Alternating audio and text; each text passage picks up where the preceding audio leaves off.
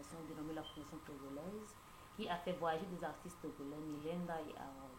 Pouvez-vous nous donner un aperçu sur ce programme? Oui, bien. On dit un peuple éduqué n'échappe jamais au développement. Aujourd'hui, nous pensons que le manque à combler de notre nation n'est rien d'autre qu'une orientation objective de notre jeunesse. Nul ne peut douter des talents et du charisme des Togolais. Néanmoins, la situation socio-économique de notre pays ne reflète pas les mêmes attributs. Notre désir est de servir de lumière à cette nouvelle génération en laquelle nous croyons pour faire de notre pays le modèle de développement extraordinaire de toute l'Afrique et du monde entier. Ceci ne semble pas possible sans une éducation de masse, et cette éducation dont nous parlons nous sera étrangère en ce moment où nous sommes hissés à l'étranger. Pour cela, nous avons décidé de passer par le biais des personnes ressources, en l'occurrence les artistes et autres talents les plus écoutés par la jeunesse actuelle, pour concrétiser notre vision. Donc le programme culturel qui a fait voyager Miranda et Harold s'inscrit dans la liste des projets pour le développement de la Fondation togolaise. Merci, Dr. Tom. Une autre question. Croyez-vous avoir obtenu le résultat escompté? Bien sûr, en commençant par les prestations au cours de la célébration du 50e de l'indépendance du Togo, un programme bien sûr sponsorisé par la Fondation togolaise, nous avons été émus de revoir les talents togolais s'éclore sur la scène internationale. Les impressions des Togolais de la diaspora, du public américain à Charlotte, au cours des différentes tournées, nous rassurent de la valeur du patrimoine de notre chère nation, le Togo. Dr. Tom, pouvez-vous nous éclaircir un peu sur les modalités de choix des artistes? D'aucuns disent que Harold a été choisi parce qu'il est un ami d'enfance. Tout d'abord, je suis certain que le choix porté sur Milenda n'a aucune objection. Sinon, je dirais tout simplement que selon les sondages, Miranda est l'une des artistes en vogue présentement au Togo. En ce qui concerne Harold, comprenez ceci. Si le choix devrait se baser sur les relations personnelles, ça devrait commencer par mes frères et sœurs, de même père, de même mère, comme on le dit souvent, qui sont restés au pays. Aujourd'hui, nous voulons construire une société basée sur le mérite. Nous ne voulons plus faire de notre génération ce qu'on appelle souvent le relationnisme. L'un de nos objectifs dans la fondation est de révéler et de mettre en évidence les talents des Togolais. Harold est un grand talent. Il est très talentueux. C'est un talent togolais caché que la Fondation togolaise a pu déceler. Mais rapprochez-vous un peu du public qui a accueilli Harold et Milenda et vous saurez de quoi je parle.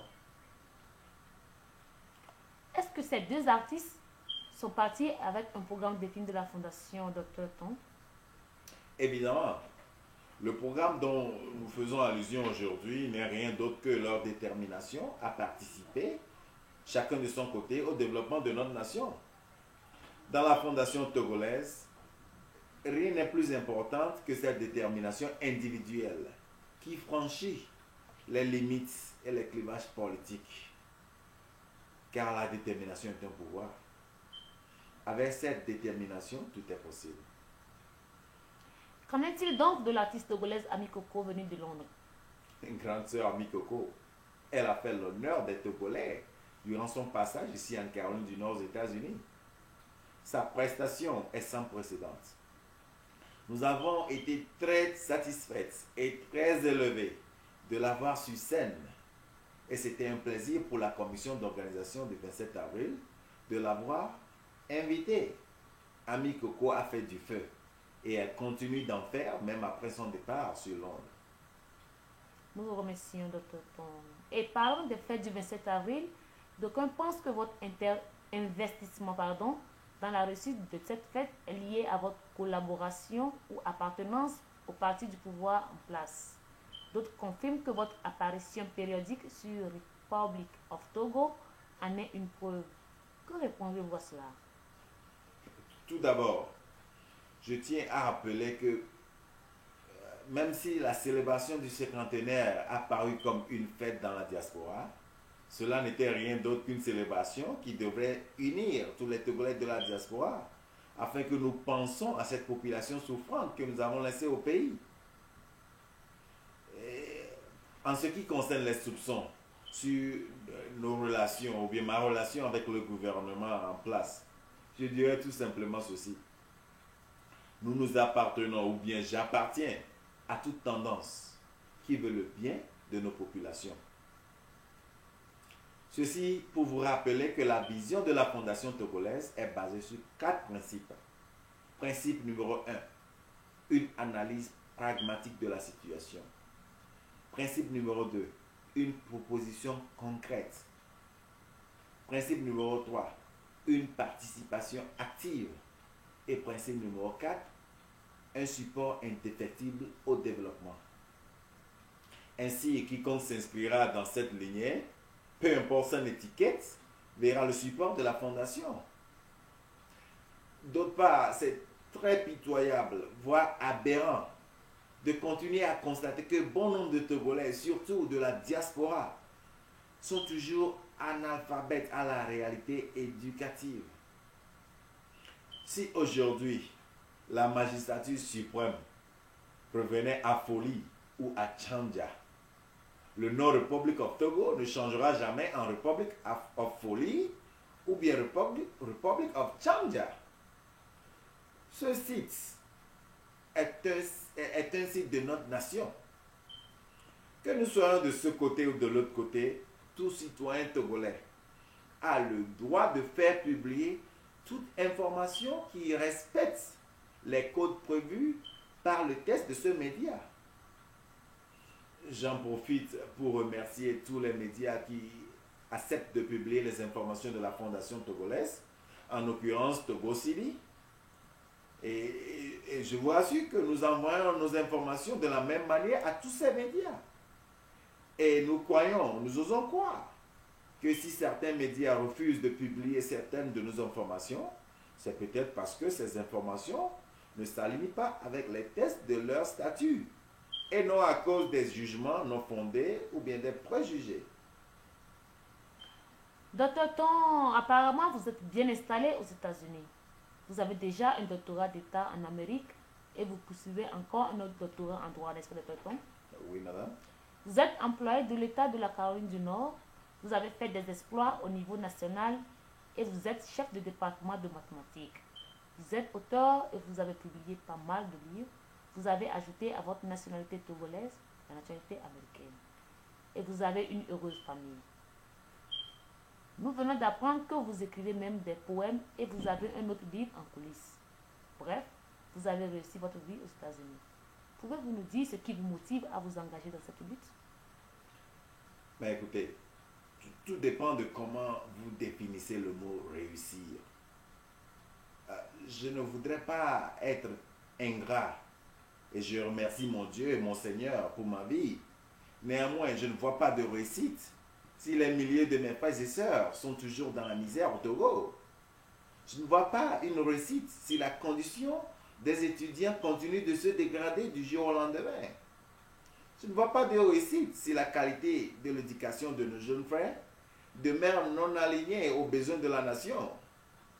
Je ne vois pas une réussite si les habitants de Lomé deviennent des sous-marins du jour au lendemain.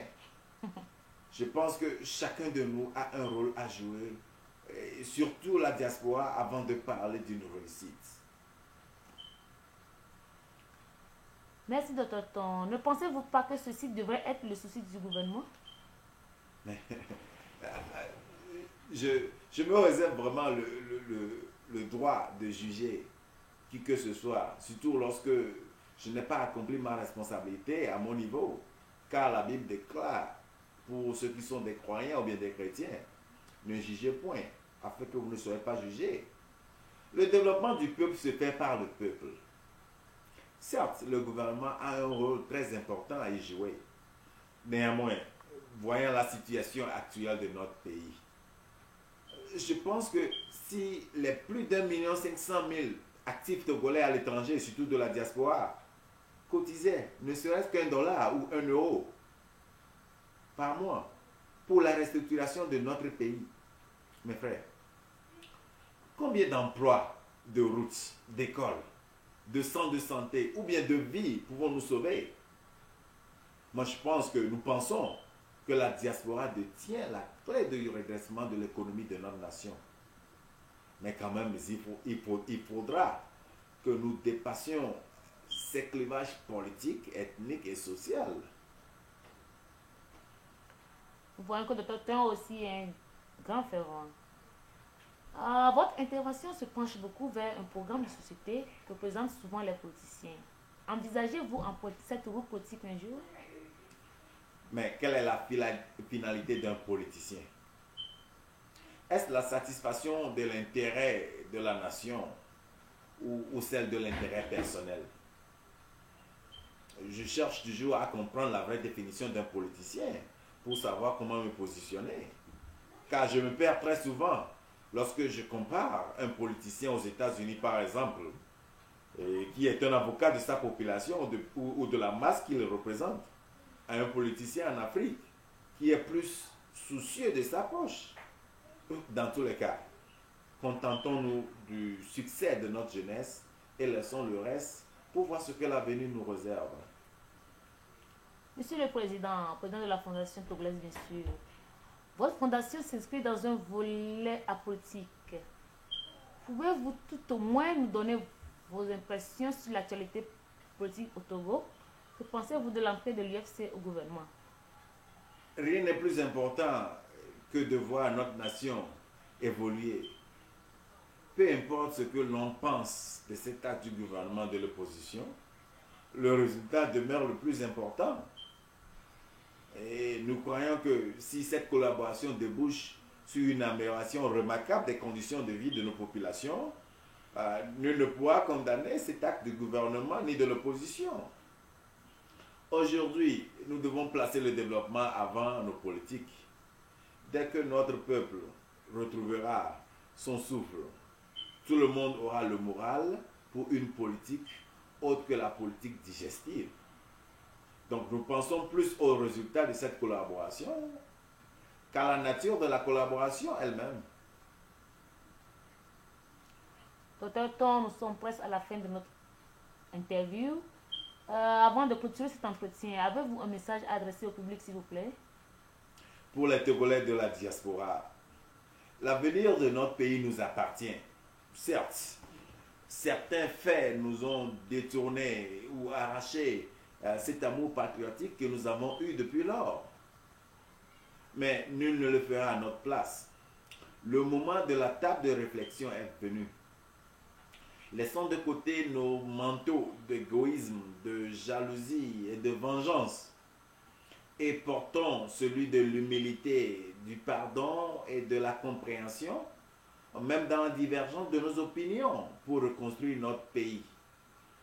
Oui, un nouveau Togo est possible et nous pouvons le faire.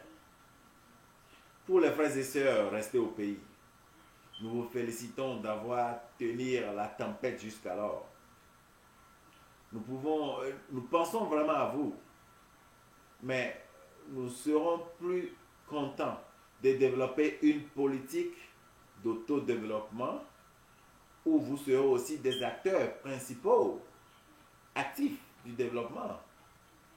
Nous avons besoin d'une collaboration plus étroite pour savoir comment nous investir dans ce qui peut donner des solutions durables à nos sociétés. Pour nos associations au Togo ou à l'étranger, nous avons besoin de fédérer toutes nos énergies pour être plus efficaces à notre public. La Fondation togolaise ouvre donc ses bras à tout Togolais et amis du Togo, soucieux et aptes à supporter cette vision noble pour garantir un avenir meilleur de notre chère nation, le Togo.